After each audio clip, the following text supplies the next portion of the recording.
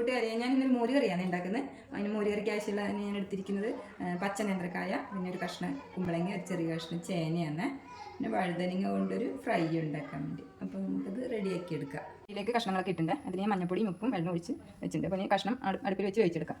ചട്ടിയിൽ മോര് കറിക്ക് അരച്ചെടുക്കാനുള്ള സാധനങ്ങളൊക്കെ ഇവിടെ റെഡിയാക്കി വെച്ചിട്ടുണ്ട്.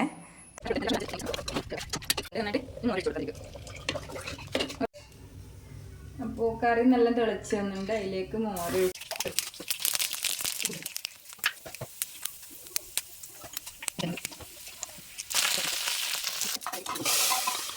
അപ്പോൾ കൂട്ടുകാരെ, എൻ്റെ വഴുതനങ്ങ ഫ്രൈയും മോര് കറിയൊക്കെ ഇവിടെ റെഡി ആയിട്ടുണ്ട്.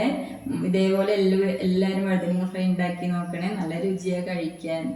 അപ്പോൾ വീഡിയോ ഇഷ്ടമായി എല്ലാവരും ലൈക്ക് ചെയ്ത് സബ്സ്ക്രൈബ് ചെയ്ത് സപ്പോർട്ട് ചെയ്യണേ. സബ്സ്ക്രൈബ് ചെയ്യാൻ മറക്കരുത്. ഫുൾ വീഡിയോ എല്ലാവരും ചാനലിൽ പോയി കാണണേ. താങ്ക്